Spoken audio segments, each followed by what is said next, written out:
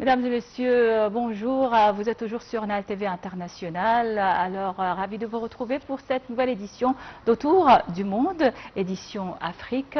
Et aujourd'hui, on a le plaisir d'accueillir sur le plateau notre invité, son Excellence, Monsieur Moataz Ahmadine, qui est représentant ou ex-représentant permanent de l'Égypte auprès de l'ONU à New York. Bonjour, Votre Excellence. Bonjour.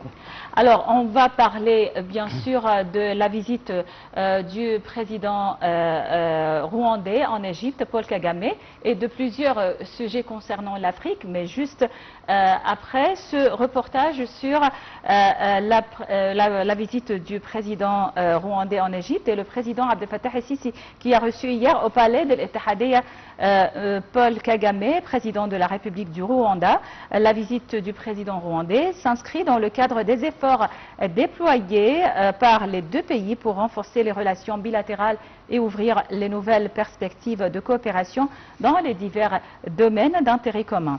Et à l'issue de leur rencontre, bien sûr, il y a eu une conférence de presse conjointe. On va savoir plus de détails dans le reportage suivant. De la conférence de presse tenue entre le président Abdel Fattah el-Sisi et le président rwandais Paul Kagame, M. Sisi a exprimé sa profonde appréciation pour cette visite qui reflète la profondeur des liens historiques unissant les deux pays, traduisant la volonté commune de renforcer la coopération bilatérale ainsi que d'intensifier les consultations et la coordination sur les diverses questions d'intérêt commun. Le président Sisi a déclaré qu'il a eu des entretiens constructifs et fructueux avec son homologue rwandais, reflétant une convergence de vues en vue de hisser les relations vers des horizons plus vastes. Ils ont également évoqué les moyens de renforcer le transfert de l'expertise égyptienne, de fournir un appui technique et de développer les compétences nationales au Rwanda afin de servir les intérêts des deux peuples et de répondre à leurs aspirations au développement et à la prospérité. Les deux parties ont confirmé leur ferme volonté d'élever leur partenariat établi depuis les années 60 à un niveau supérieur et d'œuvrer à accroître le volume des échanges commerciaux et à encourager les investissements réciproques de manière à consolider la coopération économique entre les deux pays.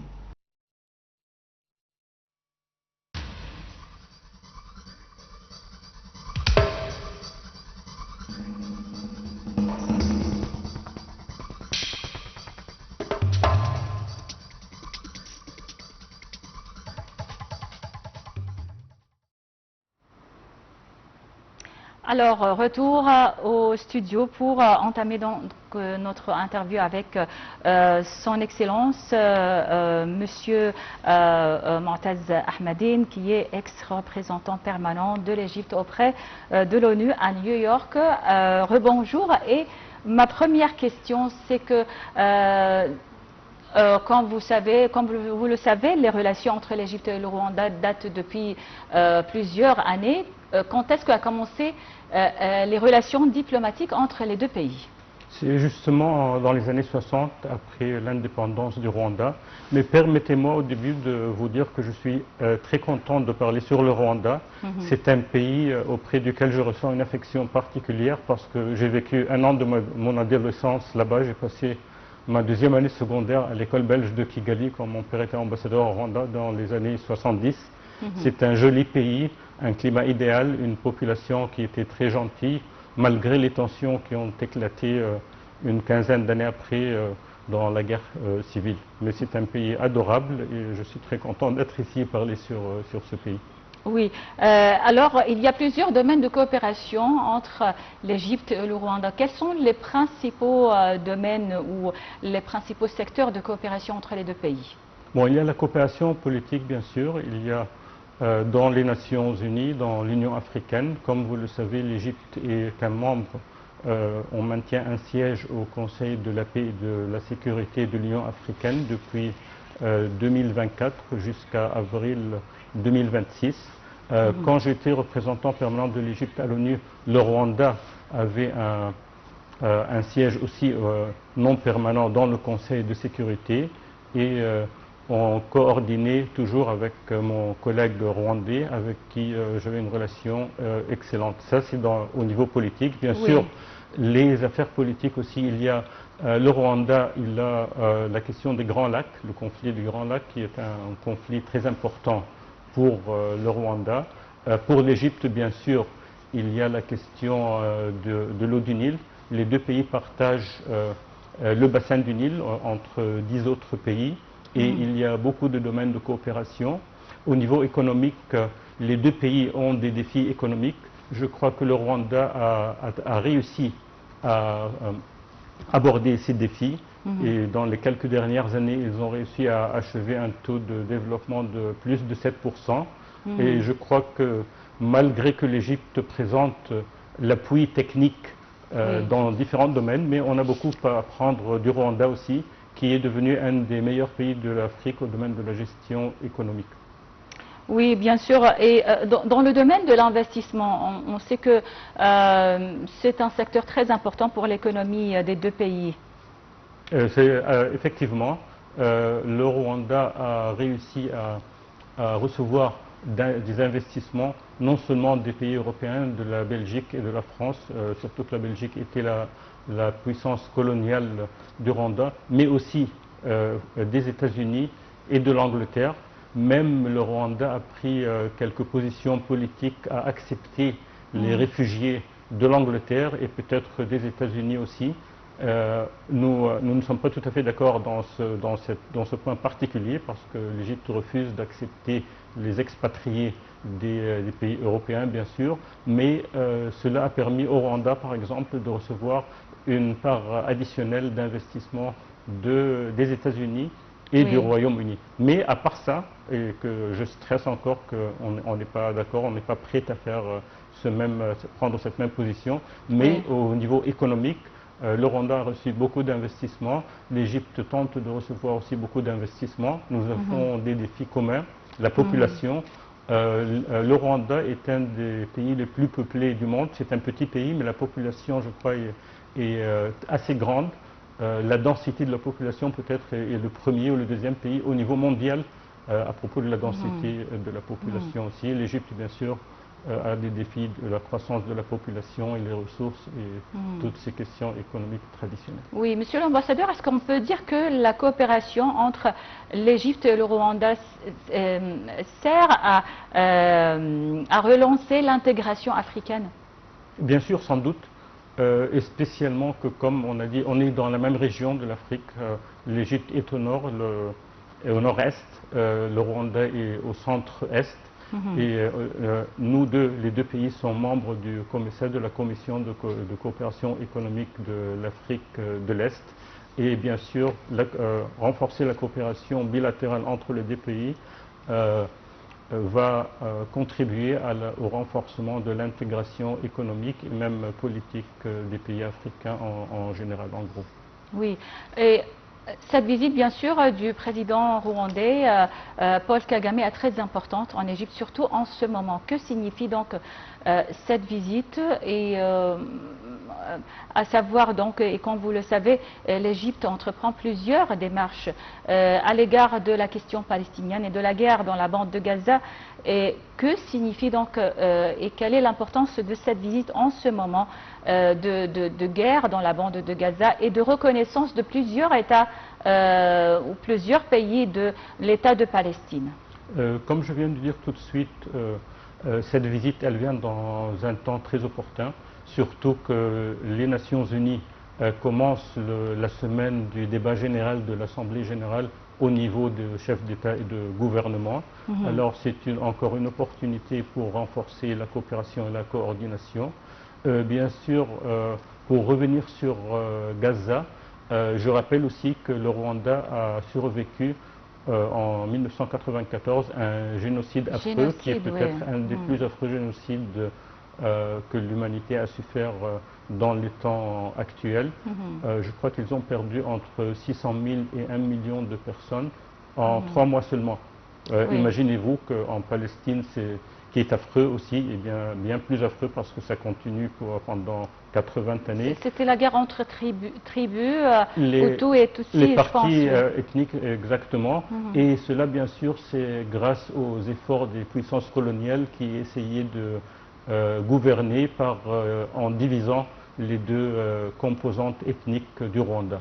Oui. Mais pour revenir à Gaza, bien sûr, la Palestine retient une place spéciale dans ce débat général des Nations Unies, Oui. qui tombe aussi au 80e anniversaire des Nations Unies. La reconnaissance de la Palestine par un nombre de pays européens et pays occidentaux importants est un pas symbolique très important parce que la Palestine, comme État, existe déjà depuis 1988. C'est un État, un membre à part entière de la Ligue arabe.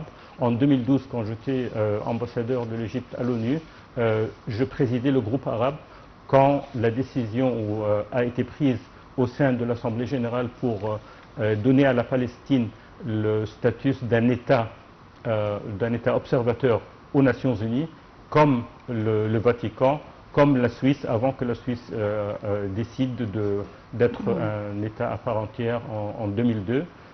Alors je veux dire que la Palestine est déjà là, la reconnaissance est symbolique, mais il faut aussi prendre compte qu'il y a quelques conditions qui ne doivent pas être acceptables, y compte finir avec la résistance et j'ai peur qu'on se concentre sur ces conditions. Oui, et qu'on en tout cas, oublie Monsieur l'ambassadeur, on va revenir sur le dossier de la Palestine, bien sûr, mais juste après ce reportage sur la signature de plusieurs accords entre l'Égypte et le Rwanda. On voit ce reportage et on va revenir pour continuer notre débat. Dans le cadre du renforcement de la coopération existante, le président Abdel Fattah el-Sisi et son homologue rwandais ont assisté à la signature de plusieurs mémorandums d'entente couvrant divers domaines, notamment la gestion des ressources en eau, l'allocation réciproque de terrain à des fins logistiques, économiques et commerciales, le logement ainsi que la promotion et la protection des investissements. Le président el-Sisi a exprimé sa profonde gratitude pour les positions équilibrées que le Rwanda a adoptées sur de nombreuses questions régionales d'intérêt commun. Sisi a également salué la poursuite des consultations entre le Caire et Kigali et le rôle actif dans le soutien des efforts visant à trouver des solutions pacifiques et consensuelles aux crises que connaît la région de l'Afrique de l'Est, du bassin du Nil et des Grands Lacs. Sisi a déclaré son appui aux efforts des médiateurs africains, internationaux et régionaux, encourageant les parties concernées à s'engager sérieusement dans des solutions pacifiques.